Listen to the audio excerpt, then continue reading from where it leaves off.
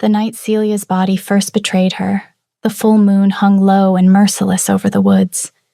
The Alpha King's scent drifted in on the wind, a dark, inescapable warning. She spent 28 years believing she was spared the curse of heat, the chains that bound every other woman she'd ever known. But fate, it seemed, had only been waiting for the right moment, and the right man, to shatter that illusion.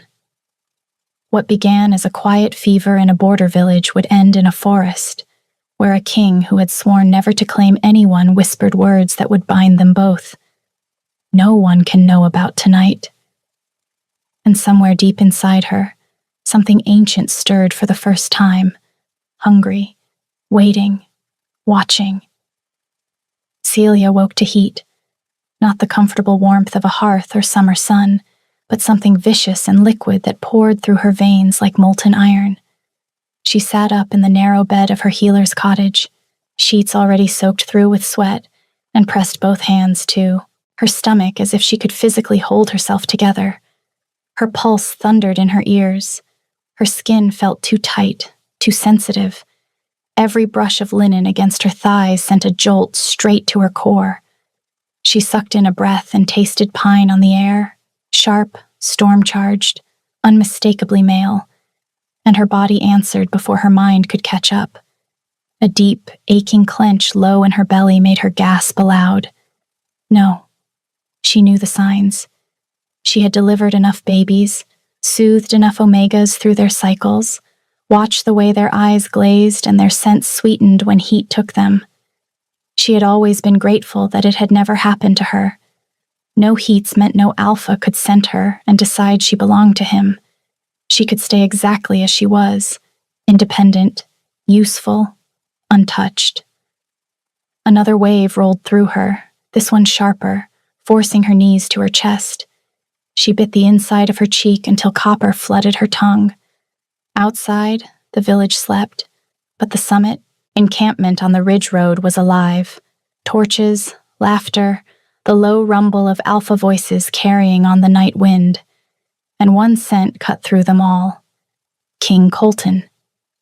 She had seen him ride through Dunmere that morning, tall, broad-shouldered, black hair tied back, jaw set. The rumors followed him like smoke, ruthless in war, unyielding in counsel, unbondable by choice. Every noble daughter in the realm had been offered to him. Everyone had been refused. Celia had felt nothing when he passed. No pull, no spark, just the same detached curiosity she reserved for any powerful stranger passing through. Until now. She stumbled out of bed, bare feet slapping the cold flagstones. Her night shift clung to her damp skin. She needed to get away from the village before anyone realized the quiet healer who never blushed was suddenly radiating Omega in full, desperate bloom. The root cellar would have been safer, dark, cool, locked from the inside, but the thought of being trapped made her skin crawl. She needed air. She needed distance. She needed the glade. Her mother's voice drifted up from memory. If ever the world becomes too loud, find the old oak circle by the stream. The trees there remember how to be gentle. She pulled on her darkest cloak, shoved her feet into boots without lacing them, and slipped out the back door into the night. She kept to the shadows, moving fast despite the cramps that tried to double her over every few steps. Each breath dragged more of his scent into her lungs, and each inhale made the heat coil tighter, hotter, hungrier. By the time she reached the tree line, she was shaking. The whispering woods swallowed her whole. Branches clawed at her cloak, roots reached for her ankles. She didn't slow. The path to the glade was faint, but she followed it by instinct, letting the ache in her body guide her as much as her feet. She burst into the glade without warning. It was smaller than she remembered, moss so thick it looked like velvet. Underfoot, a narrow stream cutting through the center, 7 ancient oaks standing in a perfect circle. The stream's murmur was the only sound. Celia dropped to her knees at the water's edge, scooped icy water in trembling hands, and splashed it across her face, her throat, the back of her neck. The shock helped for half a heartbeat. Then another cramp seized her, this one so deep she cried out, a raw, broken sound that echoed off the oaks. She curled forward, forehead to moss, palms digging into the earth. That's when she heard footsteps, soft, deliberate, coming from the far side of the circle. Celia's head snapped up. A man stepped from the shadows between two oaks, tall, broad, dressed in midnight leathers that absorbed the moonlight. The golden clasp at his throat caught her eye. 3 interlocking crescents. Valmir's royal sigil. King Colton? He stopped at the edge of the glade, 10 paces away, and simply looked at her. Storm gray eyes locked on hers, pupils blown, wide. He inhaled once, slow, deep, and his entire body went rigid. Omega, he said. Celia scrambled backward until her shoulders hit an oak trunk. The bark bit into her skin through the cloak. Your Majesty, her voice cracked. How embarrassing.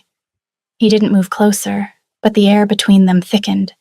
His scent rolled over her in waves, pine and leather and raw power, and her body answered with a fresh surge of heat so intense her vision blurred. I'm not... She tried again, forcing the words out. This isn't... I've never... Quiet, he ordered, low and commanding. I know. He took one careful step forward, then another, moving like he was approaching something wild and wounded. Celia's heart slammed against her ribs. Every instinct urged her to run, to hide, to fight. But her body, traitorous, fevered, wanted only one thing: closer. You're in pain, he said quietly. It will pass. Alone? In these woods? During the Alpha Summit? A humorless breath left him. You're either very brave or very desperate. Both, she admitted, and I'd rather die here than let some alpha decide I belong to him tonight. Something flickered across his face. Anger, but seemingly not directed at her. His hands flexed at his sides, knuckles whitening. I'm not here to claim anything, he said. Then a faint smile ghosted across his lips. Not unless you ask. She held back a bitter laugh. Forgive me if I don't trust the word of a king. His jaw tightened. I know what it feels like to have someone try to force a bond where none should exist. The honesty in his voice stopped her cold. He took another step, stopping just out of reach, close enough that she could see the faint scar cutting through his left eyebrow, the tension in the line of his shoulders, the way his chest rose and fell too fast. Another cramp rolled through her, forcing her to press her thighs together. A soft, mortified whimper escaped before she could stop it. Colton's eyes darkened, his nostrils flared. His wolf was close to the surface. She could feel it in the way the air around him seemed to hum with restrained power. I can help, without taking. There are ways. I've studied them. She stared at him, stunned. Kings didn't study how to ease an Omega's heat without claiming her. Kings took, or they paid someone else to take. Why would you? Because I remember what it felt like to be reduced to biology instead of choice. His voice dropped lower. And I won't do that to anyone else. Another wave hit, harder this time. She doubled forward, palms slamming into the moss. When she looked up again, he was closer, kneeling now, still an arm's length away. I can't, she whispered. If anyone finds out, no one will. The promise felt heavier than any royal decree. Not from me. He held out his hand, palm up, offering. Celia stared at it, calloused from sword and rain, steady despite the tension vibrating through his frame. The heat surged again, but this time it tangled with something new. Curiosity. The terrifying possibility that the most dangerous man in Valmir might be the only one who wouldn't treat her like prey. She lifted her trembling fingers and placed them in his. The moment their skin met, a rush of heat started at their joined hands and raced up her arm, across her chest, down her spine. Her breath caught. His did too. Through the contact came flashes, unbidden. Sunlight on her bare feet running through these woods as a child, laughter echoing off trees. Then darkness, a battlefield at dawn, blood on his hands, regret carved deep in his eyes. The images overlapped, blurred, then vanished, leaving only the afterimage of a strange, bright thread pulling taut between them. Her heat roared in response. She gasped, hips rocking forward involuntarily. Shame flooded her cheeks, even as desire coiled tighter. Colton made a rough sound. His free hand came up to cup the back of her neck, thumb pressing gently against her pulse. "Breathe with me," he murmured. She tried but failed. Something alive moved between them, warm, insistent, sharing flickers of fear and protectiveness and raw need. And beneath it all, deeper than either of them could name, something stirred in her chest. Wings, scales, fire. Colton leaned in, forehead resting against hers, breath mingling. "No one can know about tonight," he whispered, the words both vow and warning. Celia closed her eyes, trembling in his hold. She didn't know if she believed him, but right now, with his hand on her neck and fire racing through her veins, she knew one thing with terrible certainty. There was no going back. Colton kept his forehead pressed to hers for one long heartbeat longer, then slowly pulled back just enough to meet her eyes. His thumb still rested against her pulse, feeling the frantic rhythm there. A low growl rumbled from his chest. His wolf was there, pacing in his thoughts, half feral. Touch her more, make her pain stop. He shoved the instinct down, jaw clenching. "Lean back," he said, voice strained. "Against the tree. It'll ground you." She did, the rough bark a welcome distraction against her spine. He didn't touch her immediately. Instead, he shrugged off his cloak, spreading it over the moss like a makeshift blanket. Then, with great care, he guided her to sit fully, her legs stretching out before her. He started with her wrists. Gentle pressure at the pulse points, thumbs circling slowly, drawing the fever outward instead of letting it coil inward. She hissed through her teeth as the first touch sent sparks racing up her arms. "Too much?" he asked. "No." Her voice cracked on the lie. "Keep going." He moved to her temples next, fingers threading into her damp hair, massaging in slow, firm strokes. Each pass pulled a soft, involuntary sound from her throat, half relief, half need. He leaned closer, letting his breath ghost over the sensitive skin behind her ear. Then carefully he pressed his nose to the crook of her neck and inhaled. Not biting, not even grazing teeth, just breathing her in, letting his own scent sink into her pores in return. Celia shuddered violently, her hands fisted in the moss. "What are you—" "Scent sharing. It dulls the edge. Lets your body think it's been answered without—" He trailed off. Without the claiming bite. Without the full bond snapping into place. Without him losing what little control he had left. She turned her face toward him, cheek brushing his. "It's working," she whispered. "A little. But not enough." He could feel how much more she needed. The heat was still climbing, demanding more than touches and shared breath.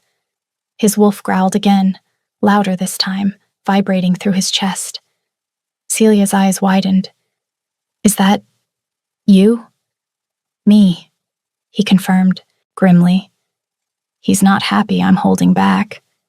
She swallowed. "What does he want?" Colton's gaze dropped to her throat, to the smooth, unmarked skin where her pulse hammered. "To mark you, to make sure no other alpha even thinks of coming near."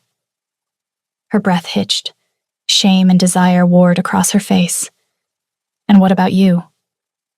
"I want the same thing," he admitted, "but I won't take it. Not when you're fighting your own body." She closed her eyes. A tear slipped free, tracking down her temple. "I hate this. I hate not being in control." Another cramp hit her then, sharp enough to arch her back off the moss. A broken whimper escaped. Colton moved without thinking, sliding one arm beneath her shoulders, the other across her hips, pulling her against his chest.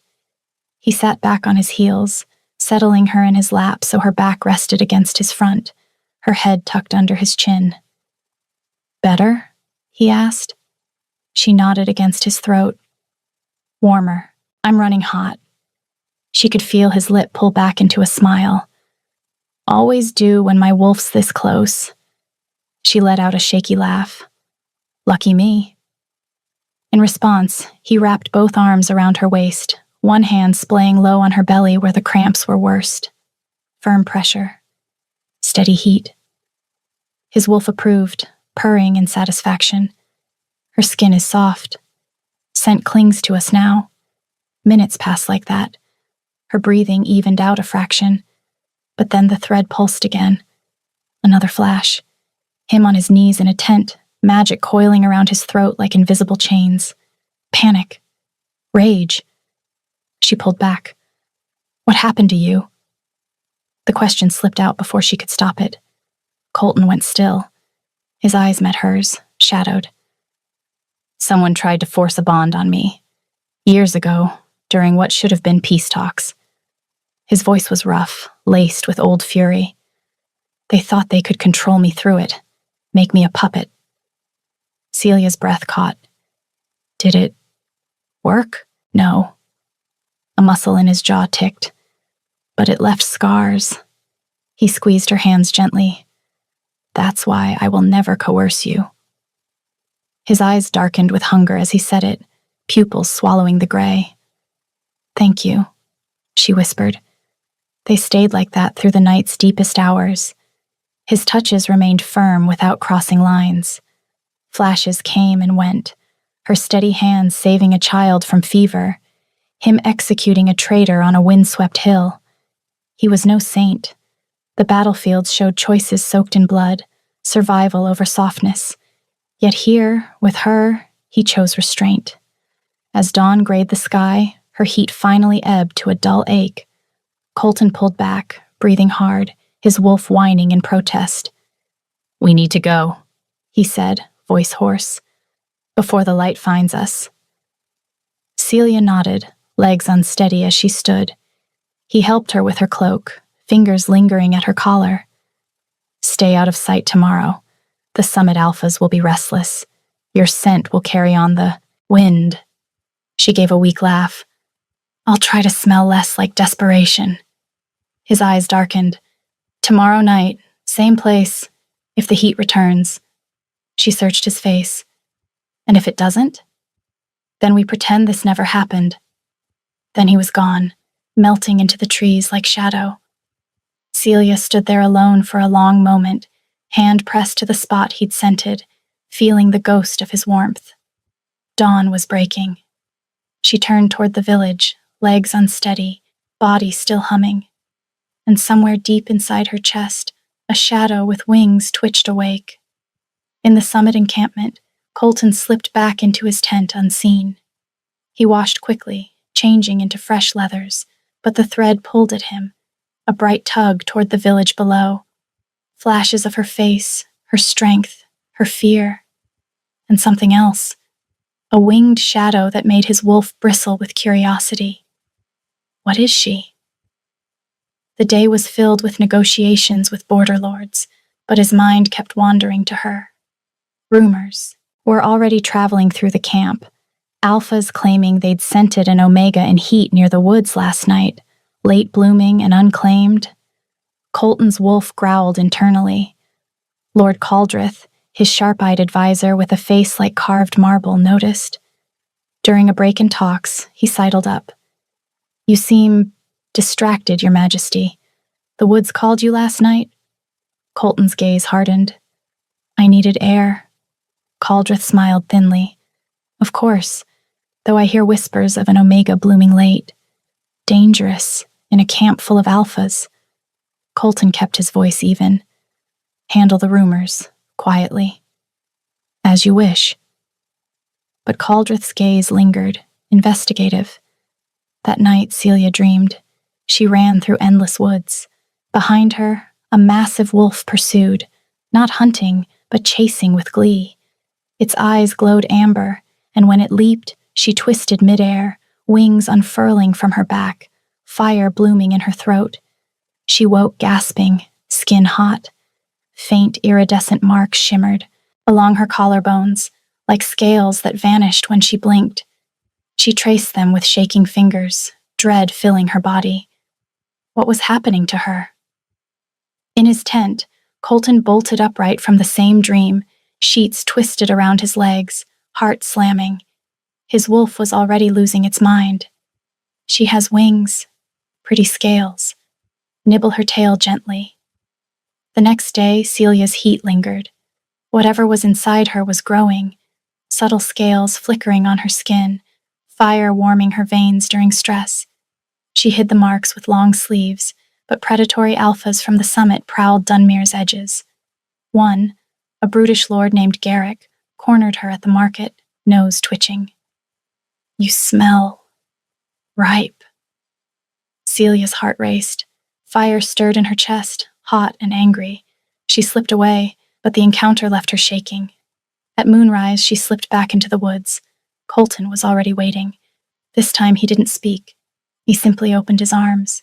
She walked into them. He buried his face in her hair, inhaling like a male starved. His hands roamed her back, possessive but careful, mapping every inch he could reach without crossing the line. Then he stiffened, pulling back just enough to search her face. "Who was it?"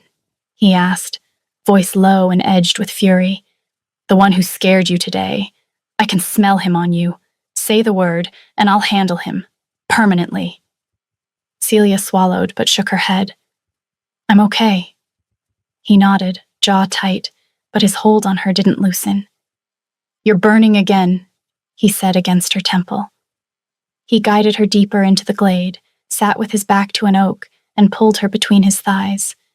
She settled against his chest, head on his shoulder, letting his arms lock around her like armor. His heartbeat thundered beneath her ear, fast, unsteady. She shifted slightly in his lap. Colton's breath hitched. "Careful," he warned. "I'm trying." She turned her face into the warm hollow of his throat and inhaled. Pine, storm, him. Her core clenched hard enough to make her gasp. "Colton!" His name on her lips dragged a growl from deep in his chest. "Don't say my name like that unless you want me to lose what's left of my control." She smiled despite the fear still clawing at her ribs. Would that be so bad? He went utterly still. Then slowly he tilted her chin up until their eyes locked. "I'm already hanging by a thread, Celia." His thumb brushed her lower lip. The sound of her name in his mouth made her heart stutter. She swallowed. "I'm scared of what this is." She hesitated for a beat before lifting the edge of her collar, exposing the faint, shifting, iridescent marks that had appeared again tonight. He studied her carefully. Recognition flashed across his face, brief but unmistakable. "Silvervale," he said quietly. She frowned. "What's that?" "An old bloodline, suppressed centuries ago." His fingertip traced one of the marks. It shimmered under his touch. Omegas who carried dragon traits. They shifted into fierce dragons, fire breathers, flyers. Their bonds could purify dark magic, burn away enchantments. I thought the line was extinct. Her stomach plummeted. "And if it isn't?" Her voice cracked. "If it's me?" He met her eyes, unflinching. "Then you're more dangerous than either of us realized, and more valuable." She yanked her collar back into place, suddenly cold despite the heat simmering under her skin. "My village. They'll never accept this. They already look at me weird because I never shifted, never went into heat. If they find out I'm..." She swallowed hard. "If they find out I'm something else entirely, they'll drive me out. Or worse." Colton cupped her face in both hands, thumbs stroking her cheekbones. Listen to me. You are not something else. You are Celia, the healer who stayed up 3 nights straight to save a child from fever, who delivers babies in snowstorms, without flinching, who walked into these woods alone rather than let anyone claim what isn't freely given. Whatever else you carry, dragon or fire or wings, it doesn't change who you are. It only makes you more of what you've always been. Extraordinary. Her eyes stung. She blinked hard. What about you? She whispered. Will you accept this? He leaned in until their foreheads touched. I already have. A small, fierce smile curved his mouth. From the moment you placed your hand in mine, I knew I'd guard whatever you are with everything I have. She closed her eyes, letting his words chase away some of the fear. The heat between them ebbed and flowed in slow waves. When the sky began to lighten, he helped her stand, fingers lingering at her waist. Tomorrow, same place, he said. She nodded. He watched her go, eyes dark with hunger and something softer, more dangerous. Inside him, his wolf paced in restless circles. She leaves again. When will she stay? When will she see us as mate, not just shadow in the woods? The beast huffed, a low, frustrated sound that vibrated through Colton's chest. Behind them, in the deepest shadows of the oaks, a faint rustle broke the silence. A cloaked figure melted back into the trees, the glint of a silver sigil catching the dying moonlight before vanishing. The spy had seen enough. The report arrived before the first light crested the ridge. A hurried whisper in his tent, details of the king's secret meeting with the village healer, iridescent marks on her skin, a dragon's shimmer. Lord Caldrith's lips thinned into a smile. He had suspected something from the old scrolls, the forbidden ones his family had preserved after the purge. Silvervale bloodline, omegas whose late blooms awakened only in the presence of a true mate, stirring dragon shifts that could sear away dark enchantments. If the healer carried it, her heat surging near Colton explained everything. The king's distraction, the rumors of an unclaimed omega. She wasn't just a threat. She was a weapon, one he could wield to secure his grip on the throne. By midday, Caldrith had his plan. Celia felt the change before she saw it. The village square buzzed with more than the usual market chatter, eyes lingering on her longer, whispers cutting off when she approached. She kept her sleeves down, hiding the scales that now flickered more often, like a heartbeat she couldn't control.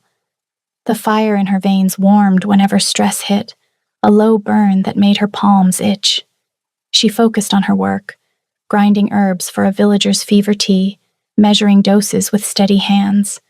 But the thread tugged at her, Colton's protectiveness echoing through it, faint but insistent. He was worried. She felt it like a storm building. That evening, as she locked her cottage door, footsteps crunched behind her. She spun, heart slamming. Garrick, the brutish alpha from the market, loomed in the twilight, 2 of his packmates flanking, him. His nose twitched, eyes gleaming yellow. Thought I'd let you slip away again, ripe one? That scent of yours has been driving me mad all day. Celia backed against the door. Leave me alone. Garrick laughed, stepping closer. Or what? You're unmarked, unclaimed, and blooming so late makes a man wonder if you're fair game. His hand shot out, grabbing her wrist. The fire inside her boiled her, hot and uncontrollable. A small flame escaped her lips, scorching his sleeve. Garrick yelped, jerking back, but his packmates lunged. One tackled her to the ground, knee pressing into her back. Witch! He snarled. What the hell was that? Celia struggled, the dragon stirring wildly, wings flexing inside her, scales rippling under her skin. She tasted smoke on her tongue. Then a roar shattered the night. Colton exploded from the shadows like a storm unleashed. His wolf half shifted, claws extended, eyes glowing amber, fangs bared. He slammed into the first packmate, talons raking across. the man's chest in a spray of blood. The alpha howled, crumpling. Garrick whirled, shifting fully into a massive gray wolf. He charged Colton, jaws snapping. Colton dodged, his partial shift making him faster, deadlier. He grabbed Garrick by the scruff and hurled him into a wall with bone-cracking force. "You touched what's mine," Colton growled, voice more beast than man. The second packmate bolted, but Colton was on him in an instant, claws sinking into his shoulder, dragging him down. "Run back to your camp," he ordered. "Tell them what happens when you hunt in my territory." The man scrambled away, bleeding and whimpering. Garrick shifted back, furious, clutching his side. "She's just a village Omega. You can't—" Colton's hand wrapped around Garrick's throat, lifting him off the ground. His wolf roared in his mind. End him. Protect the shiny one. Celia pushed to her feet, flames still flickering at her fingertips. "Colton, don't. If you kill him here, they'll use it against you at the summit." He hesitated, eyes locking on hers. The dragon in her responded, a warm pulse through their bond, calming his rage. Slowly, he dropped Garrick in the dirt. "Leave, before I change my mind." Garrick staggered off, cursing and clutching his burned arm. Colton turned to her, claws retracting, fangs sliding back, but his eyes still glowed amber-flecked with wolf. He crossed the distance, hands framing her face, thumbs brushing soot from her cheeks. "Are you hurt?" She shook her head, adrenaline still roaring through her veins. Her hands trembled as she looked down at them, scales shimmering faintly across her knuckles, the afterglow of fire fading from her fingertips. She'd breathed flame, in front of witnesses. "I didn't mean to," her voice cracked. "They saw." Only then did she register the soft shuffle of feet, the low murmurs. Villagers had crept out of nearby cottages and alleys, drawn by the roar of the fight, the sharp smell of blood and scorched cloth. Faces she'd known for years stared back, the baker's wife clutching her shawl, a cluster of young mothers wide-eyed and silent. They'd seen the flames, the scales. Fear spiked through Celia, sharp, cold. These were her people, the ones she'd stitched up, delivered babies for, sat with through long nights of fever. Now they looked at her like she was something foreign, dangerous. "They saw everything," she whispered. Colton's arms banded around her like steel, pulling her flush against his chest. His scent wrapped around her like a blanket. She pressed her forehead to his shoulder, heart hammering. "They'll be afraid of me now. They'll talk. They'll learn." He tilted her chin up, forcing her to meet his gaze. "You breathed fire to defend yourself. That's not a monster. That's strength." Behind them, the whispers grew, fearful, awed, uncertain. Colton's jaw flexed. "Come with me, to the encampment. It's not safe here anymore." She pulled back just enough to look at him. "And walk into a den of alphas? No." His eyes darkened, wolf flashing again. "Then I'll come to you. Every night. Every hour if I have to." That night the village settled uneasily. Lanterns stayed lit longer than usual. Doors bolted earlier. Whispers about fire and scales and the king's fury spread like smoke. Celia barred her own door, drew the shutters, and tried to sleep. The dragon inside her stirred restlessly while the thread between her and Colton tugged like a live wire. She didn't hear him arrive. One moment the room was silent except for the crackle of the dying hearth. The next, the latch clicked softly, and Colton was inside, cloak shedding snow from the ridge path. He locked the door behind him without a sound. She sat up in bed, sheets pooling around her waist, pulse kicking hard. "You came. I said I would." He crossed the room, stopping at the foot of the bed. Moonlight through the shutters, striped his face, sharp cheekbones, shadowed jaw, eyes locked on her. Then he sank to one knee beside the bed, close enough that she could feel his heat through the blankets. His hand lifted, slow, deliberate, and cupped the side of her face, thumb tracing her cheekbone, fingers sliding into her hair. His gaze dropped to her mouth. "I've wanted to do this since the Glade." Her breath hitched. "Then why haven't you?" "Because once I start, I won't want to stop." The confession hung between them, heavy and electric. Celia leaned forward first, just an inch, enough to close half the distance, enough to make his pupils blow wide. His control snapped all at once. He surged up, one knee sinking into the mattress, mouth finding hers in a kiss that started careful, testing, tasting, and turned heated in the space of a heartbeat. His lips were firm, demanding, flavored with pine and winter air. One hand cradled the back of her head. The other slid to her waist, pulling her, flush against him. She opened for him on a soft gasp. His tongue stroked in, slow at first, then deeper, hungrier. A growl rumbled from his chest straight into her mouth. Her fingers curled into his shirt, tugging him closer. The dragon inside her answered, warmth blooming across her skin, flames licking along her arms like candlelight, illuminating them both in soft gold. He broke away just long enough to drag his lips along her jaw, down the column of her throat. "You taste like fire," he rasped against her pulse. Teeth grazed, not biting, but promising.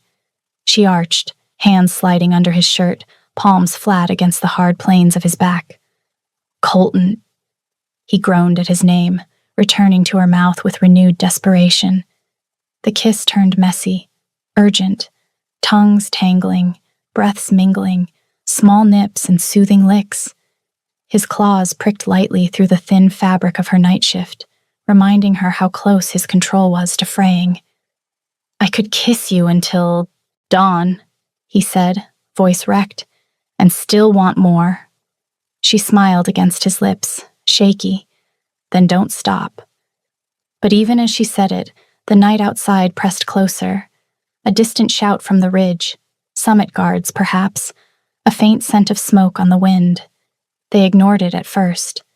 The heat between them was louder, his mouth on hers again, deeper this time, hands sliding under her shift to grip bare skin. She arched into him, fingers digging into his shoulders, the dragon inside her purring with approval. But the smoke thickened. It crept under the door first, thin tendrils curling across the floorboards like fingers. Then the heat changed, not the sweet burn of their bodies, but something harsher, acrid. Colton broke the kiss abruptly, head snapping toward the door, his nostrils flared. "Something's burning." Celia blinked, still dazed, lips swollen. He was already moving, setting her on her feet, crossing the room in 2 strides. He pressed a palm to the door, then yanked it back with a hiss. "Too hot." She followed, heart kicking hard. The wooden panels radiated warmth like an oven. Through the narrow gap under the door, orange light flickered, bright, wrong. "The cottage," she whispered. Colton spun, eyes amber-flecked and furious. "They barred it from outside." He tested the latch, jammed, shouldered the door, solid oak, reinforced. The wood groaned but held. Smoke poured thicker now, black and choking, curling up the walls. Celia coughed, eyes watering. "Window!" He grabbed her wrist, pulling her toward the back wall. The single shuttered window was small, high. He ripped the wooden bar free, smashed the glass with his elbow. Shards rained down. Cold night air rushed in, feeding the flames behind them. The roar grew, fire racing up the thatch, timbers cracking. He boosted her first, hands firm on her waist, lifting her to the sill. She twisted and dropped into the yard. Colton followed, leaping through the frame in one fluid motion, landing beside her in a crouch. He yanked her to her feet just as the roof groaned, and a section collapsed inward with a deafening crack. Sparks spiraled into the sky. Villagers were already gathering, Lanterns bobbed in the dark. They'd come running when the flames lit the night, but no one carried buckets. No one shouted for water. They stood frozen, eyes wide on her, on the faint scales shimmering along her arms, on the king himself, shirt torn, blood on his knuckles from the broken glass, standing between her and the crowd like a shield. Celia's stomach twisted. A figure pushed forward from the back. Garrick, arm bandaged from their earlier clash, face twisted with ugly satisfaction. Behind him, 3 summit riders in dark cloaks, silver sigils glinting, Caldrith's men. "There she is," Garrick called, voice carrying. "The Dragon Witch! Look at her! Scales! Fire! She bewitched the king! Caldrith's orders! Take her! Alive if she yields! Dead if she fights!" The villagers shifted, fear rippling through them like wind over wheat. A few stepped back. Others gripped tools tighter, uncertain. Colton shoved Celia behind him, claws extending fully now, wolf surging. "Stand down," he commanded, alpha power rolling out in a wave that made half the riders flinch. "She is under my protection." Garrick sneered. "Your protection ends when the council names her traitor. The scrolls prove it. Her bloodline tried to burn the throne once. She's doing it again." Celia felt her dragon rise, scales rippling across her shoulders, wings straining, fire building in her throat. She stepped forward beside him, flames licking her fingertips. "If you want me," she said quietly, voice steady despite the fear clawing her chest, "come and take me." Garrick laughed, then signaled. The riders advanced. Colton exploded into motion, wolf form ripping outward in a golden blur. He slammed into the first rider, massive jaws, clamping the man's arm and yanking him clean from the saddle. The horse reared, screaming, then bolted into the dark. The rider hit dirt hard. Colton was on him before he could roll, claws raking deep across chest and throat. Celia exhaled, flame bursting in a tight, controlled arc that scorched cloaks and sent 2 riders reeling back, cursing. An arrow hissed toward her face. She swatted it aside with a clawed hand. The shaft ignited midair, crumbling to ash before it hit the ground. Garrick charged on foot, sword flashing high. Colton shifted back mid-leap, human again, ribs already bleeding from an earlier slash, and met steel with talon. Garrick swung viciously. Colton ducked, raked across the man's ribs in return. Garrick staggered, blood soaking his tunic. A rider flanked Colton, blade arcing toward his unprotected back. Celia roared, dragon voice deep, resonant, shaking the ground, and launched herself. Her claws tore through leather and mail. The man went down, screaming, clutching the ruin of his shoulder. The fight turned savage, fire snapping, blood slicking the frozen earth, steel ringing against scale and claw.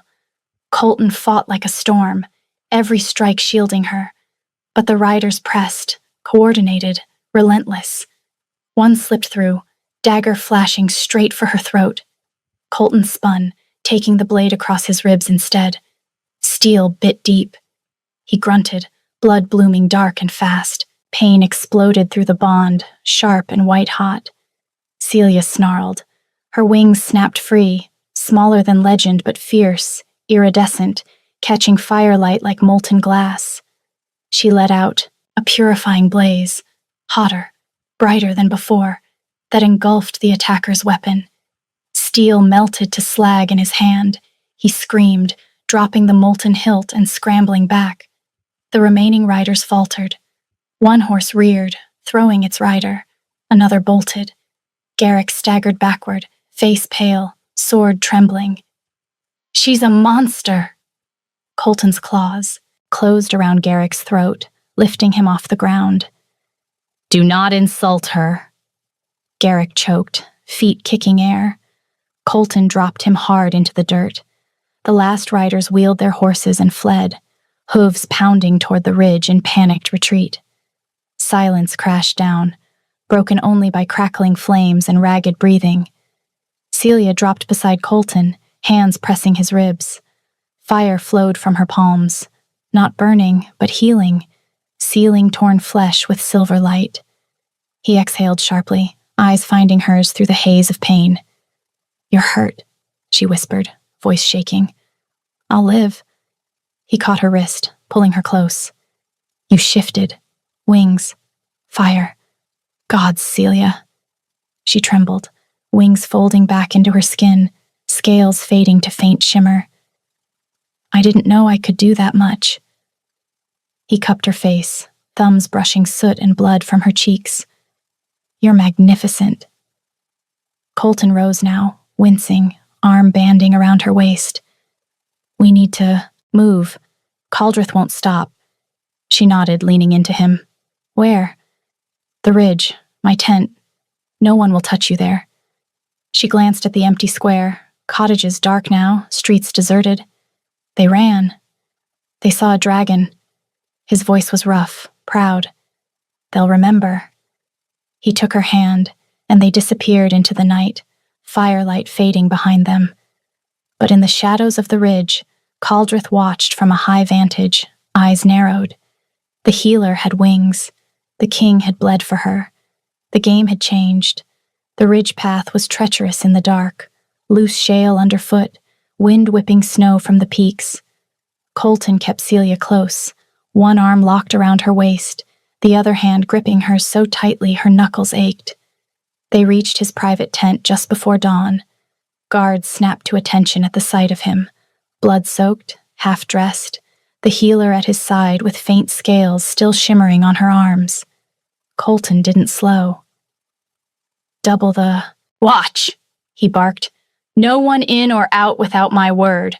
If Caldrith's men show, kill them." The captain nodded, eyes flicking to Celia with barely concealed shock before looking away. Inside, the tent was warm, thick furs on the ground, a low table scattered with maps and sealed missives. Colton dropped the flap behind them and turned to her. "Strip." She blinked. "What?" "You're burned. The arrow graze on your arm is enchanted. It's spreading." He was already moving, yanking open a chest, pulling out clean bandages and a jar of dark salve. "Let me see." Celia peeled off her scorched cloak, then the shift beneath. The wound on her forearm was ugly, black veins creeping outward from the puncture, skin around it blistered and cold. She hissed when he touched it.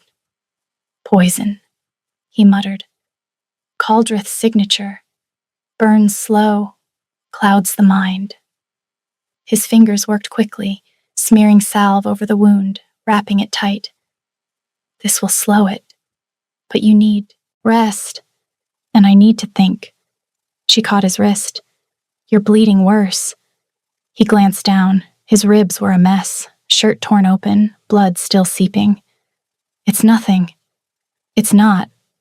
She pushed him toward the furs. "Sit." He grudgingly lowered himself to the thick pelts. Celia knelt between his legs, hands hovering over the gash. Flames flickered along her fingertips, soft and silver. She pressed her palms to the wound. The torn flesh knit together under her touch, black veins retreating. Colton breathed hard, head dropping forward until his forehead rested against hers. "Your dragon's getting stronger," he murmured. "I don't know how to control it." Her voice cracked. "What if I hurt someone? What if I hurt you?" "You won't." His hands cupped her face. "You healed me. You're not a monster, Celia. You're power. And power can be learned."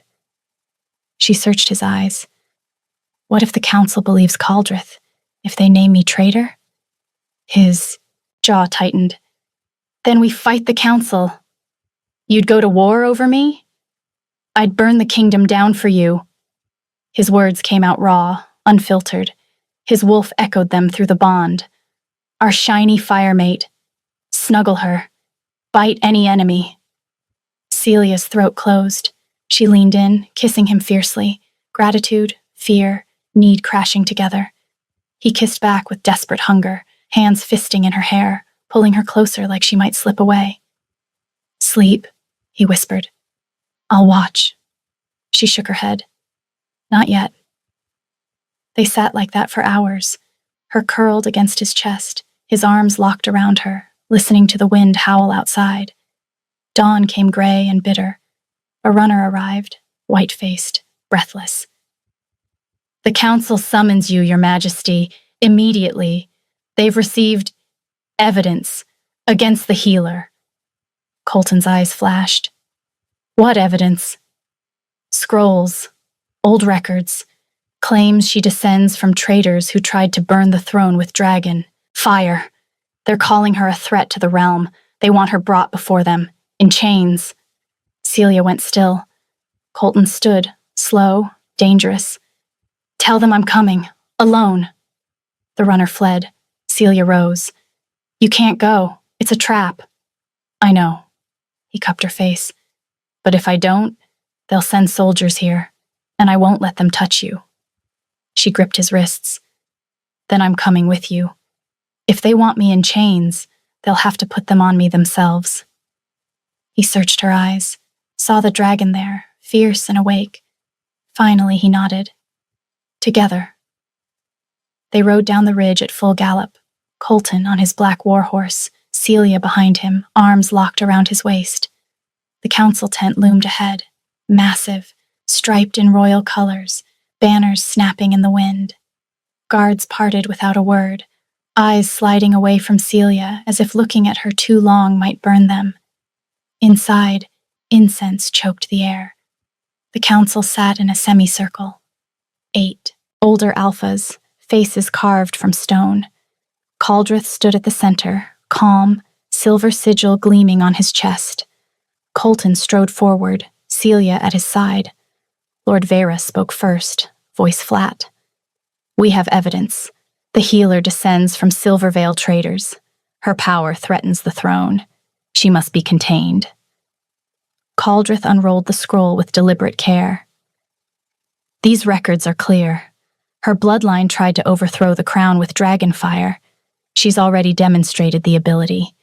Last night, she burned her own cottage to cover her tracks. She bewitched you, Your Majesty. We're only protecting the realm. Celia's stomach lurched. The words hit like a blade. Traitor, destroyer, liar. All the things she'd feared they'd call her once the scales showed. Her hands trembled at her sides. She felt the council's eyes like weights, the air suddenly too thick to breathe. But her dragon stirred, small, instinctive, like a second heartbeat. As her gaze locked on the parchment, something felt wrong. The ink shimmered faintly, a shadow beneath the words, oily and hidden. Her fire answered before her mind caught up, silver flame flickering at her fingertips, unbidden. Celia stepped forward before Colton could stop her. She pressed her palm to the scroll. The parchment glowed. Letters writhed. Accusations dissolved like smoke, revealing hidden text beneath. A royal pardon from centuries ago, absolving Silvervale of all charges. The tent went deathly still. Caldrith's face drained of color. Colton's voice sliced the quiet. Shadowroot ink, invisible unless purified. You forgot. She can burn away lies. Vera cleared his throat. This changes. Caldrith moved. A dagger flashed from his sleeve, straight for Celia's throat. But Colton was faster. He caught Caldrith's wrist and twisted hard. The dagger clattered. Colton slammed Caldrith face first onto the table, claws at his throat, drawing thin lines of blood. You've poisoned this kingdom for years, Colton snarled. Blackmail, dark rites, the forced bond attempt on me, that was your cousin, wasn't it? You purged Silvervale to keep their power from threatening your schemes, and now you try to kill my mate. Caldrith laughed, choked, wet. You think killing me ends it? My allies are already moving. The council will never accept a dragon queen. They'll tear you both apart. Colton's claws pressed deeper. Then they die next. Caldrith gasped, blood trickling down his neck. You can't prove anything. The council... Vera's voice was quiet steel. We see the truth, and we see a king willing to bleed for his mate, and a mate who can purify lies. Caldreth's eyes darted, wild, calculating. Then he lunged, not for Celia, but for the table, snatching a small vial of black liquid. Poison. He raised it to his lips. Colton moved, fast, desperate, but it was too late. Caldreth swallowed, convulsed. Foam bubbled at his mouth. He collapsed, body jerking once, twice, then went limp. Vera rose slowly, face ashen. He chose death over judgment. Colton stared at the body, claws retracting one by one. He chose cowardice. The council exchanged glances, sharp, uneasy. Vera's voice cut the quiet. The charges against the healer are dismissed. The forged evidence is revealed. We stand corrected. They turned to leave, Colton's arm locked around her waist. Outside, snow fell heavier, muffling the world in white. Celia leaned into him, voice low. It's over. Colton's jaw was tight. Not yet. He had allies. They'll scatter, but some will strike again. She nodded once. Then we'll be ready. He stopped, turning her to face him in the swirling snow. Flakes caught in her lashes, melted on her cheeks. He brushed them away with his thumb, touch lingering. I almost lost you. But you didn't. She rose on her toes and kissed him, soft and fierce. We won. His arms tightened until she could feel his heartbeat against hers. I'm taking you home, to the castle. No more hiding. She smiled against his lips. They mounted his horse together, her in front, his arms locked around her waist. The bond flared brighter, steadier, a living flame between them. But the ride back was too quiet. Halfway down the ridge, the first arrow came out of the dark. It struck Colton's shoulder, deep, barbed, punching through leather and muscle with a wet thud. He grunted, blood blooming instant and hot.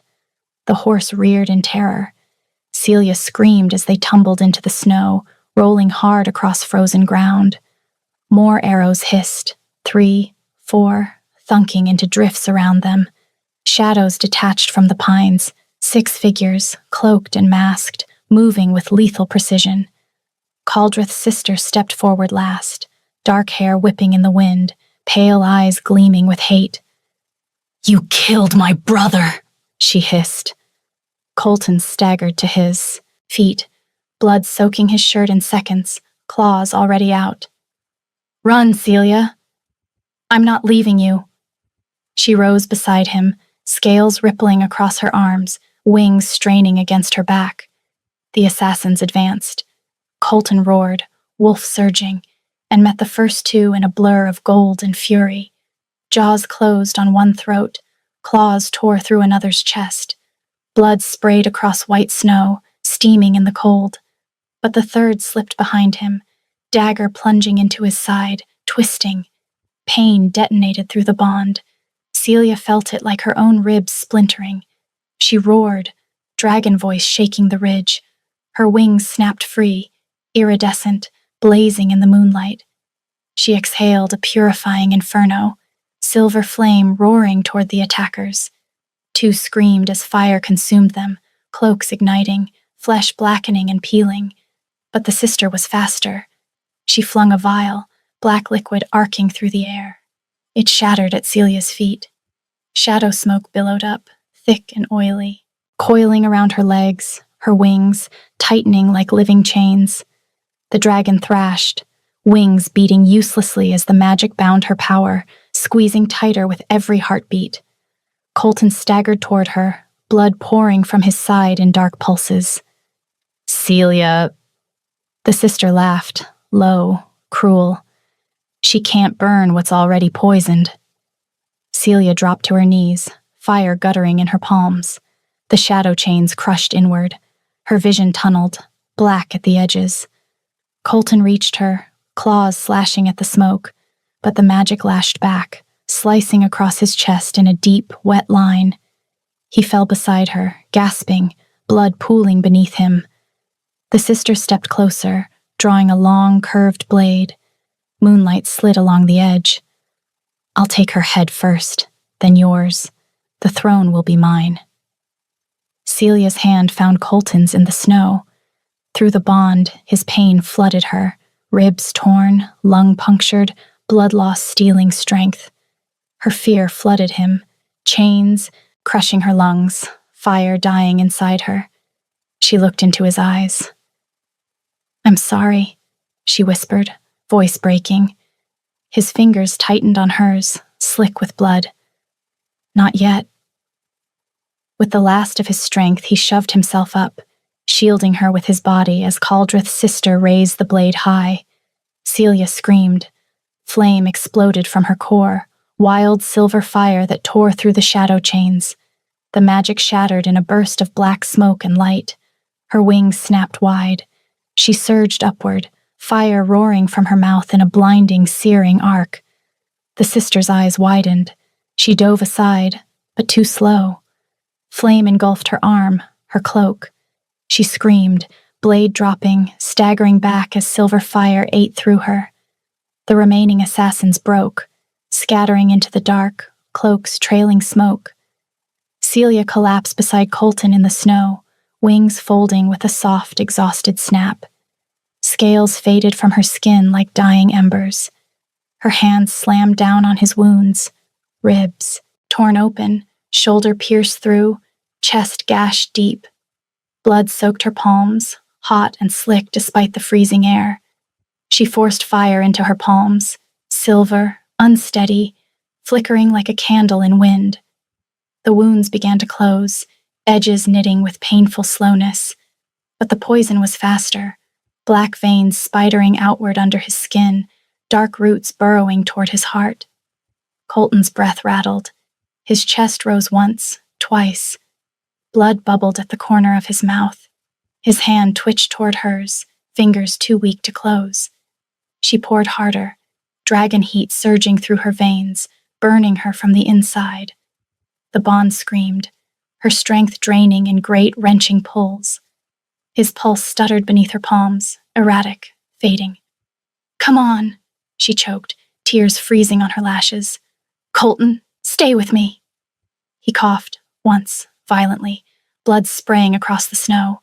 His eyes fluttered open, unfocused, amber dulled to ash. Celia. The word was barely sound, more air than voice. His fingers found hers, weak, trembling. Hurts. Bad. I know. Her voice cracked. Hold on for me. The black veins crept higher, up his throat toward his jaw. His breathing turned to shallow gasps, each one shorter than the last. His body jerked once, a spasm of pain, then went terrifyingly still. Panic clawed her throat. She pressed harder, flame roaring brighter, searing her own palms. The bond strained like a rope about to snap, her vision tunneling, strength bleeding out of her in waves. She felt the dragon fighting to give more, to burn everything it had, but her body was failing too. His pulse faltered.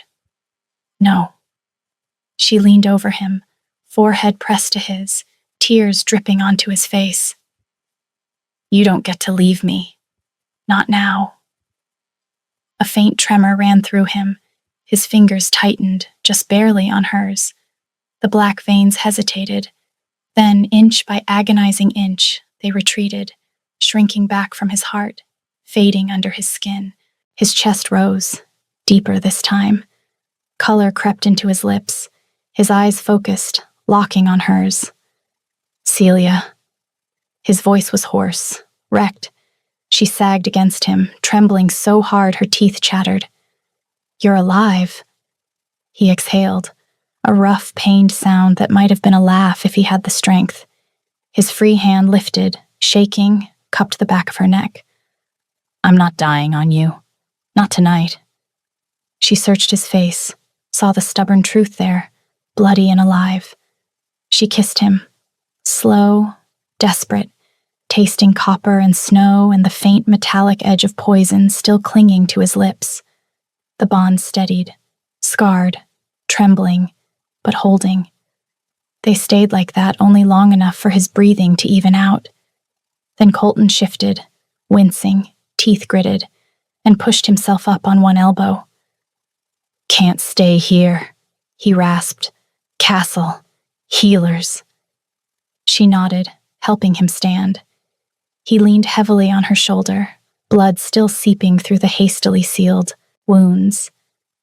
She wrapped an arm around his waist, wings half unfurled for balance as they staggered toward the surviving horse grazing nervously nearby. The castle gates were like a beacon calling them home. Torchlight flared across the courtyard as guards rushed forward, shouts, hands reaching, stretchers already prepared. Colton slid from the saddle. His legs buckled the moment his boots hit stone. Celia dropped beside him, catching his face between her hands. "Stay with me," she whispered. He managed a faint, bloody smile. "Always." Healers swarmed, robes snapping in the wind, voices sharp and efficient. They lifted him onto the stretcher, moving fast through torchlit halls and up wide stone stairs to the king's private chambers. Celia ran alongside. The room was vast, high ceilings, roaring hearth, a massive bed piled with furs. They laid Colton down. Salves were smeared, bandages wrapped tight, bitter tonics forced past his lips to fight the lingering poison. An older healer, silver-streaked hair, steady hands, pressed glowing palms to his ribs, murmuring incantations. Celia refused to leave his side. She sat on the edge of the bed, one hand gripping his, the other resting on his chest so she could feel every rise and fall. Hours passed. Snow lashed the windows. The bond pulsed, weak at first, then steadier as the poison retreated and his strength returned. When the last healer stepped back, Colton's breathing was deep and even. Color had returned to his face. The wounds were closed, pink scars already forming. He opened his eyes, clear now, amber bright. "Celia," she exhaled, shaky, relieved. "I thought I lost you. You pulled me back." His hand lifted, still weak, cupped her cheek. She curled against his side, careful of the bandages, head on his shoulder. His arm wrapped around her, heavy, possessive even in weakness. "Full moon's still up," he murmured. "We can finish this properly. No secrets. No half measures." She lifted her head. "You're half dead. I'll live long enough to make you mine." A tired, crooked smile curved his lips. She laughed, soft, watery. "Stubborn wolf, stubborn dragon." They waited until the healers had gone and the castle quieted. Moonlight streamed through the tall windows, silver and cold. Colton pushed himself up, wincing but determined, and pulled her to the center of the bed. He cupped her face. "Celia, will you have me? All of me, wolf, scars, crown, everything?" She nodded, eyes shining. "Yes." He kissed her, slow, deep, a promise in every brush of lips. His hands slid to her shoulders, thumbs tracing the faint scars where her wings emerged. She shivered, dragons stirring warm and eager beneath her skin. She tilted her head, baring her neck. A small smile curved her lips. "Are you waiting for my next heat? Or can we do this now?" He huffed a soft laugh, eyes darkening with heat. "Now. Definitely now." He leaned in, lips brushing her skin first, teeth grazed, testing, teasing. She arched into him, fingers threading through his hair. "Colton!" A low growl rumbled from his chest, wolf rising as he bit. Pain flared sharp, then melted into liquid heat. The bond snapped into place, fire and storm colliding, silver and gold twisting tight. She felt him fully. Scars, regrets, his fierce obsession beating like a heart. He felt her. Lonely nights, doubts, the dragon's awakening strength. She turned, found the hollow of his throat, and bit back. Power surged, her fire purifying the last poison traces in his blood, his wolf strength flooding her veins. The room glowed soft silver gold, light spilling across the furs. They lay tangled, breathing hard, hearts synced in perfect rhythm. He pressed his forehead to hers. Mine. Yours, she whispered. They stayed like that, wrapped in each other, as the moon climbed higher. Spring came slow to Valmir, snow melting, into rivers, pines greening, the world breathing again. Celia stood on the highest balcony of the castle, morning sun warm across her shoulders. Below, the training yard stretched wide and green. Colton waited in the center, shirtless, scars finally fading against his skin, wolf eyes bright with anticipation. She stepped to the edge, closed her eyes, and let the dragon rise. Wings unfurled, iridescent, powerful, no longer a struggle but a natural extension of her breath. Scales shimmered along her arms and back, smooth, controlled, hers. She leaped. Air caught her like an old friend. She soared, higher, higher, circling the yard in wide, lazy loops. The dragon felt light now. Months of practice had taught her how to breathe with the fire, how to guide the wings without pain, how to fold them back without fear. It was no longer a wild thing fighting to be free.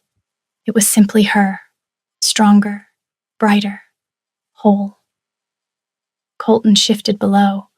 Golden wolf, massive and gleaming, fur-catching, the sun. He bounded across the grass, tail wagging, barking once, playful. "Come down, shiny mate. Let me ride you." His wolf voice rolled through the bond, half tease, half plea. Celia's dragon laughed and dove low.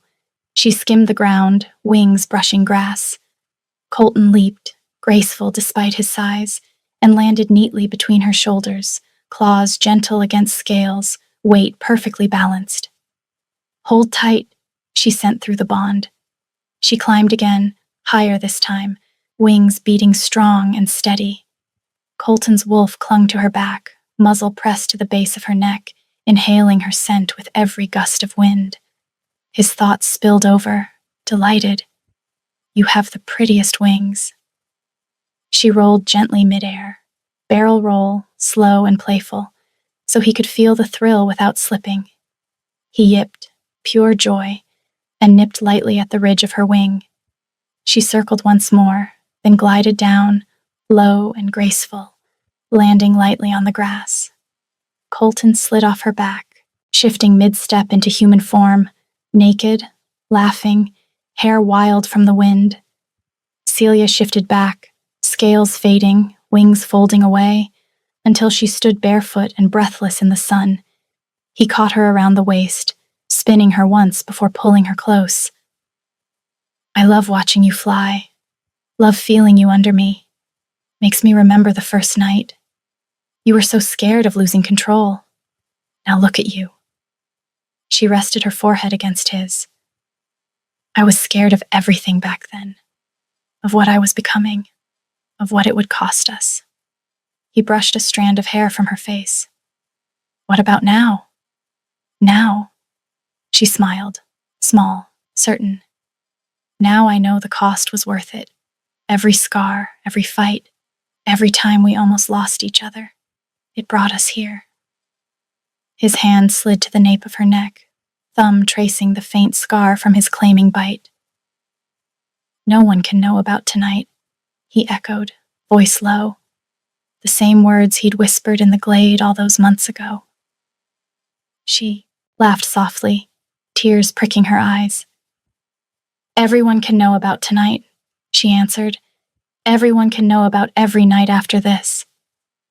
He kissed her again, slower this time, tender, tasting of forever. The bond hummed between them, fire and storm, wolf and dragon, king and queen, steady, warm, unbreakable.